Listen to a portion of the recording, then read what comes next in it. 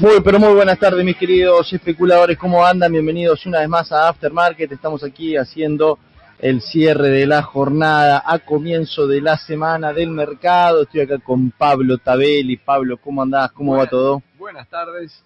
Sí, ahí creo que no nos alcanza ni con 2 horas, la cantidad de temas que hay. Mucha data, ¿no? Mucha data, sí. Si querés empezamos sorpresivamente la data que, bueno... Me lo estabas comentando. Primero quiero hacer un breve paneo del mercado, ¿no? Y ahora arrancamos. Los bonos siguen un poco pesados, a decir verdad. Sí. Viene ya con una racha negativa. Tenemos toda la curva operando por encima del 10%. Argentina en general operando en contra de lo que está pasando en Wall Street. Wall Street tuvo un abril fantástico, mientras que el Merval un abril bastante mediocre, tirando a malo. En el año el Merval cae 5%, mientras que Wall Street sube 5%, 4, 5%, se está en positivo y el Merval en rojo. Las monedas estuvieron arbitrando un poco el tipo de cambio respecto de las monedas a nivel regional.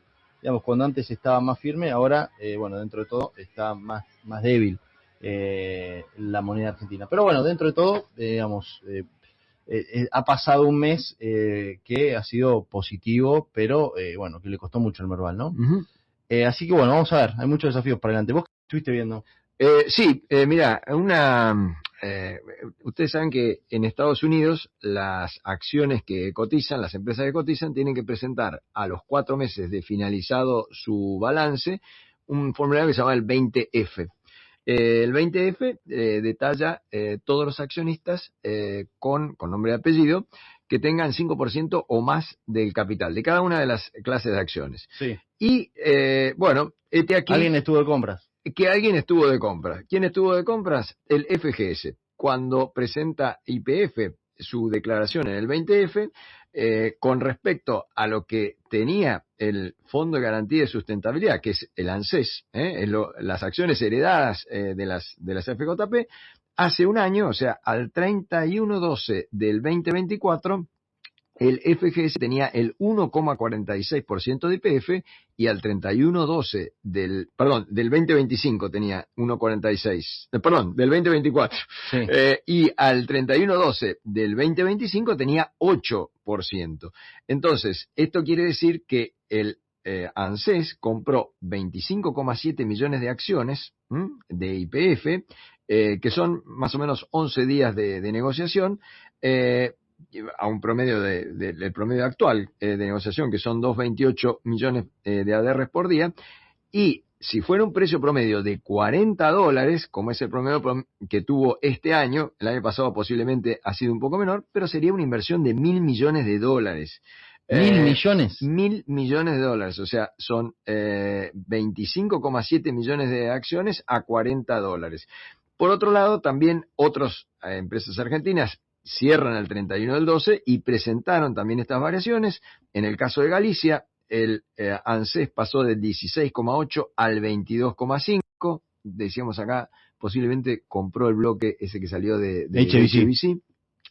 Macro del 28,8 al 29,75, TGS 24 al 25,33, Bima, me sorprendió, como no tiene ADR, no sé de dónde está, esta no está en el 20F, pero está en un artículo que se publicó el viernes en el Día de la Nación, del 3,3 al 8, y Loma del 5,33 al 9,2.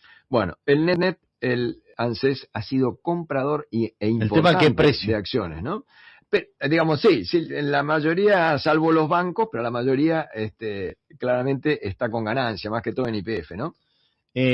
Bueno, digamos, no ha sido un gran año para las acciones tampoco, ¿no? No, no sé si es una gran noticia. El año pasado, punta a punta, no fue gran cosa. Bueno, vamos a ver, no está invitado, no está, ¿no? Todavía, bueno, estamos esperando ahí a que se conecte el invitado de hoy, pero bueno, a ver, otras cuestiones que estaba hablando, también estaba viendo, vamos pronto al dato de inflación, ¿eh? Sí, la inflación sale el 14 de mayo, sí. Se publica. 2,4 le da Equilibra, por ejemplo. Pero ese sería un dato positivo para el mercado. Muy positivo, ¿no? Porque, digamos, lo que uno escucha en las redes es todo el tiempo, la inflación es alta, la inflación, bueno, si baja de 3,4 a 2,4, Hoy se publicó la de Bahía Blanca, que siempre es la primera en aparecer. Salió 2,6 contra 2,9 que fue la de febrero. La de marzo es una pequeña baja, no mucho. Y el lunes que viene publica Cava. Veremos, ¿no? Sí, igual hay varios datos, ¿no?, que están diciendo lo mismo, en el sentido de que tenés no solo, ¿cómo se dice?, Equilibra, tenés otros, por ejemplo, también Ecomviews también marcando un fuerte retroceso para el próximo mes. Los break-even un poco también marcando un descenso. Mira, en términos de mensual de alimentos, en Ecomviews, 1%. Es bajo. En los últimos meses. Sí. En la más bajo desde el 2024. Tenés la baja del precio de la carne también en abril. Claro. Los break-even te están marcando hoy 2,2. 2,2. Para el mes de abril. Y después se queda, el REM, perdón, el REM Sí, 2,2. 2,3 los break-even, y los break-even después se quedan en 2% de cara hasta fin de año. Y el REM sigue pensando que va a seguir bajando a 1,5 para el mes de julio-agosto. Pero bueno, digamos, tenés un entorno, me parece a mí, de menor volatilidad agregada. Menor volatilidad de tasas, menor volatilidad inflacionaria, menor volatilidad cambiaria. Eso tiene que derramar en la macro y después, si Dios quiere, también en las acciones, ¿no? Porque, exacto, digo, metiendo un poco lo que estuvimos charlando al principio, comparado con esto, digo, me parece que las acciones están pesadas, pero también porque ha habido una macro bastante que le ha costado más de lo que podía, ¿no? Sí, incluso cuando uno ve la evolución de los bonos, por más que el riesgo país sigue ahí en los 550 puntos, pero los bonos han performado mucho mejor que las acciones, ¿no? Sí, totalmente. Bueno, señor, está en línea con nosotros ya el invitado de hoy. Él es Austin Maqueira, ¿sí? Él es, perdón, me atraganté. Austin Maqueira, gerente comercial de Sailing Inversiones. Austin, querido, ¿cómo andás? Buenas tardes, todo Hola, tranquilo por Austin. acá y ustedes. Bueno, gracias por conectarte, por charlar un poquito. Bueno, a ver, con relación, estábamos hablando un poquito del tema de las acciones también acá, ¿no? Ha estado pesado, ¿no?, el mercado con relación a, por ejemplo, la dinámica en Wall Street, ¿no? ¿Cómo lo ves? ¿Qué le pasa a las acciones argentinas? Sí, vemos que la realidad es que ha como menguado el apetito por el riesgo argentino. Sí.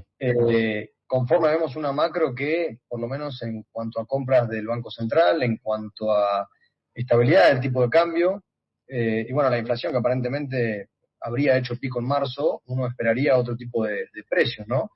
Pero bueno, me parece que en cierto punto el mercado de renta variable ya está mirando al 2027, Claro. y bueno, está leyendo estos indicadores de la opinión pública que no fueron tan favorables durante marzo, estimo yo también por el repunte de la inflación, y bueno, me parece que eso pega en la demanda de equity, ¿no? Estabas diciendo que el trade electoral arrancó antes, digamos.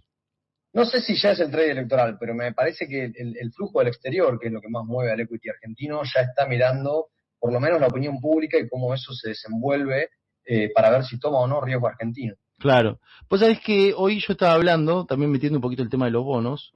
Es difícil estar en este nivel de riesgo país para el tema de los flujos, ¿no? Porque lo hablaba con Fer Corvaro, que está conmigo en Neura, y él decía, mira, en este nivel de riesgo país vos tenés al fondo Real Money, no te compra, porque es un riesgo país alto para el Real Money. Pero el fondo Distress tampoco te compra, porque dice, ya acá no hay más potencial. Entonces estás como en un híbrido, en donde nadie te quiere. Incluso el argentino, esto lo agrego yo, me parece que el argentino tampoco te compra tanto bonos argentinos con este nivel de tasa, habiendo visto los bonos argentinos en tasas mucho más altas. Y lo mismo pasa con las acciones. Quizá con las acciones está, digamos, un poco mejor posicionado porque se han dado un palazo, ¿no? Ahí hago una acotación, ¿no? Hemos visto la licitación de la semana pasada. Increíble que haya colocado 700 millones de dólares, ¿no? En Bonares. En Bonares. 2028. Y principalmente el AL27, ¿no? O sea, para mí que también el minorista que tiene sus dólares dormidos en el banco y ante las tasas de plazo fijo que ofrecen los bancos, dice, bueno, 5% y es antes del recambio presidencial del año que viene, apuesto. Y ahí vemos cómo cuando pasás al Bonar 28 salta 350 puntos básicos, el riesgo. 3,5%. Exacto, el rendimiento, ¿no? Pero Austin, ¿vos notás que ese apetito por Argentina en los bonos también se da o no? Sí, en este caso, como mencionaban recién, se da el tema del cepo, hay muchos dólares atrapados localmente, Sí. que ya estuvieron demandando muchas ONs, que ya comprimieron muchísimo, y lo mismo sucede con lo que es bonos de emisión local del soberano, ¿no? Sí. Y como bien mencionaban recién, la forward entre estos dos bonos en 27-28 está en 2 dígitos, ¿no? Expresando lo que es el riesgo electoral que está ahí en el medio. Sí. Estábamos hablando antes, se viene una avalancha de colocaciones de ONs, Sí. y vos mirás las estimativas, las tasas estimativas, decís, yo en estas tasas no entro. Son de Suiza. A ver, tirame un par, vos tenés por ahí anotado. Tengo algunas estimativas, ¿no? Bueno, hoy salía Superbill, no sé, Austin, si vos sabés a qué tasa salió, 12 meses, el orientativo era 3,25, 3,25%. No, Eh, a 12 meses. a 12 meses. Mañana Casi está, como un treasury, o menos. No sé cuándo está la de un año. no, el Treasury está en 3,60, por ahí. Menos que un treasury. Sí, menos. Mañana BBVA, 12 meses, 30 millones de dólares al 3,25 orientativo y otra a 24, ahí son 100 millones de dólares al 5. El miércoles Profértil a 3 años y medio al 5,75. El jueves, todavía no está confirmado, pero podría ser Pharmacity a 36 meses, incluso Pecome Energía también podría ser esta semana, ¿no? Pero bueno, y los que salieron la semana pasada, bien abajo, ¿no? Recordemos que la semana pasada hubo un par que también sorprendieron por lo bajo del rendimiento, ¿no? ¿Vos te tientan estas tasas, Austin? Digo, Primero un comentario que es lógico que los corporativos aprovechen estas tasas, ¿no? claro, Sí. para el colocador sí, muy bien. Claramente se están pondeando unas tasas que no existen en otro lugar, que tienen mucho que ver con las restricciones que mencionaba anteriormente. Yendo puntualmente a si me interesan estas tasas, la realidad es que no, pero hay todo un universo de inversores que no les queda otra, digamos. Claro. Entonces, para partes, digamos, de corto plazo, incluso importadores que no pueden perder el acceso al MUL, Uh-huh. entran a estas colocaciones para hacerse dólares de acá a un año. Y esa también es otra demanda que es prácticamente infinita, porque todos se quieren dolarizar y no perder el acceso al MUL. Eso permite que haya tasas del 3% en créditos que quizás no son exportadores, como en el caso de los bancos, ¿no? Está complicado qué hacer con los dólares, la verdad. Y encima los dólares se desvalorizan a nivel internacional, ¿no? Claro. Está complicado, porque vos decís, ¿qué haces? ¿Colocás un año al 3? Y sí, no sé, ¿viste? Debería ser economía a 2 real, años ¿no? al 5, claro, está La bien. economía real debería, digamos, ir más allá de la desvalorización del dólar. Sí. Te llevo al ámbito peso, Austin, con el tema de la inflación. Daría la sensación que ya hicimos techo en el IPC y que vamos rumbo a un descenso. ¿Qué expectativa tenés con eso? Sí, la misma, que en marzo fue un pico y que bueno, en abril, que ya tendremos el dato en 10 días aproximadamente, daría en torno al 2,4, 2,6 y a partir de ahí para abajo, ¿no? Porque la estabilidad del tipo de cambio ha hecho que los precios de los transables se mantengan, digamos, muy quietos. Entonces, bueno, lo que vemos es que hacia adelante se retoma el camino de desinflación y un poco lo estamos viendo también en un precio de la curva SER, que estuvo hiper demandada y todo el tramo 2026 rendiendo negativo. Bueno, las últimas, diría, 2 semanas o una semana, esos precios se corrigieron y ya tenemos algunos bonos de la curva 2026 ya rindiendo positivo, ¿no? Como que el mercado está empezando a ver lo mismo, básicamente. También está difícil que hacer con los pesos, ¿no?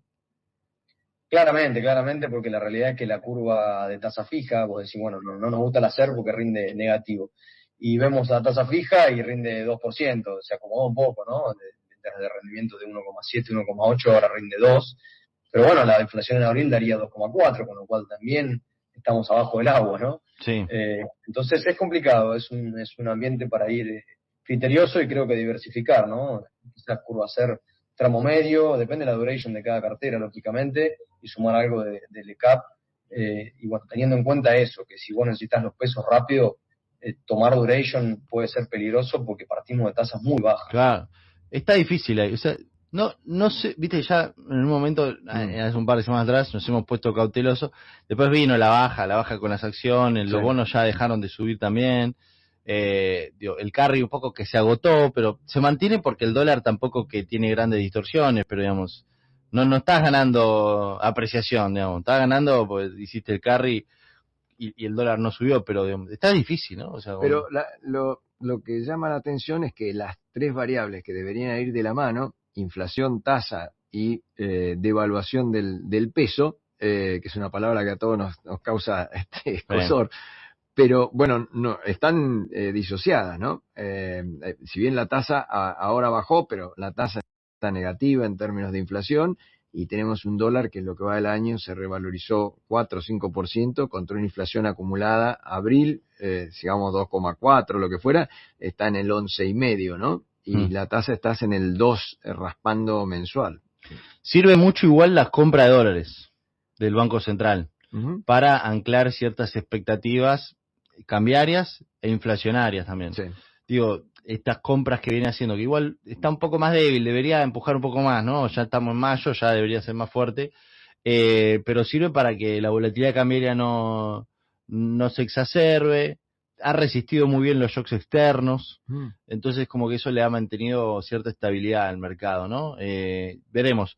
Hay muy buena expectativa con las compras de dólares, ¿no? Porque ya compró más del 72% de lo que se había comprado, el que había tenido como target, había dicho 10.000 millones como objetivo, entre 10.000 y 17.000, pero el mínimo 10.000, ya compró 7.200 millones. 7.200, sí. Con lo cual eso es un buen indicio, pero aún así el riesgo país no baja, ¿no? Entonces yo creo que ahí hay un factor político. O sea, es que, a ver, también te lo pregunto, Austin, ¿no? Porque también para el armado de cortaderas de inversión y demás, ¿cuánto impacta, ¿no?, el tema del humor social en las inversiones hoy en día? Porque es algún denominador común que he visto en distintos informes hoy en día. Sí, bueno, es lo que mencionaba apenas arrancó el programa, ¿no? Es como que estamos todos viendo si el humor social se sigue bancando, digamos, esta especie de economía que crece a la K, ¿no? Que los sectores transables les va muy bien, los sectores no transables, hasta que se transformen, tienen cierto rezago, la construcción está difícil, con poca obra pública y demás, que va a empezar a tardar a traccionar, y eso hace que ciertos indicadores estén dando un poco cada vez peor, digamos. Yo creo que igual tiene que ver con estas tres variables que mencionaban recién, en particular la inflación, y si bien lo que yo creo acá es que tiene un lag muy importante, estamos sufriendo el aumento del dólar y la baja de la demanda de enero del año pasado. Sí. Eso habría llegado a un pico, y a partir de ahora me parece que vamos a ver una inflación en descenso, que tiene que ver con un tipo de cambio que viene quieto desde hace 4 o 5 meses. Entonces eso debería ayudar a compensar todos estos efectos negativos, a traccionar, digamos, nuevamente el consumo, y eso, bueno, reflejarse en una mejora de indicadores que apuntar el precio de tanto los bonos como las acciones. Sí, muy bien. Escuché al ministro de Economía muy optimista con Argentina. O sea, lo venimos escuchando bastante, ¿no?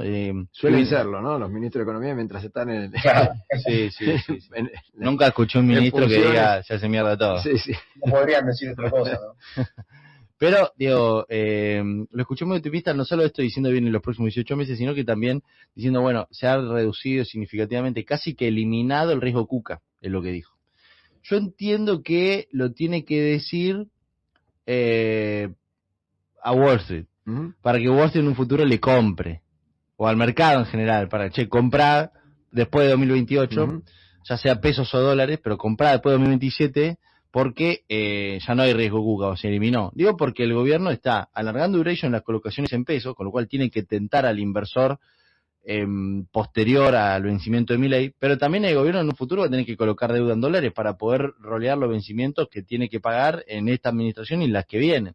Entonces, un poco que le habla al mercado internacional.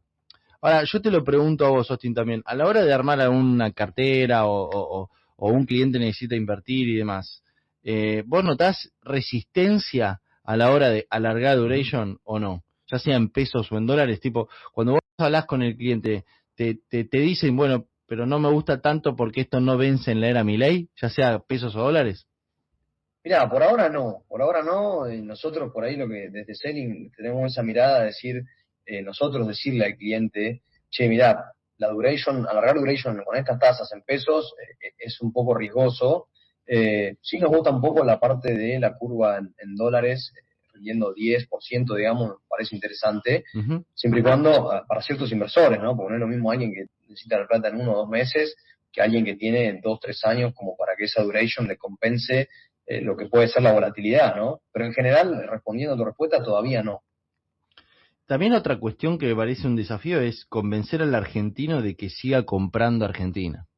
Porque también, viste, uno decía, bueno, Argentina llegó a rendir 12, 15, 20, 25, 30, y de repente estás viendo que Argentina en dólares te rinde debajo de 10 o 10, y vos decís, sí, yo lo vi antes mucho más arriba esto. Entonces, ¿cómo va así comprando bonos argentinos acá? Y además vos ves que el mercado le tira, compran reservas, ganan elecciones, compran reserva, equilibrio fiscal, viste, o sea, un montón de cuestiones, y aún así, Al individuo no le gusta el bono largo. El individuo, el bono es, digamos, un reemplazo del plazo fijo, como decíamos, que no le paga nada, o mismo la caución, aunque la caución recuperó, ¿no? Hoy he visto que está cerca del 3%, la caución, 3% anual en dólares. sí. Pero a un individuo vos le decís, comprá 41, porque, o sea, comprá para tener una ganancia de capital, y te dice, no, es mucho tiempo. O sea, si hubiera inversores institucionales, si hubiera, bueno, ahí podría ser distinto, ¿no? Pero sí, el individuo te compra el 27, el Bopreal,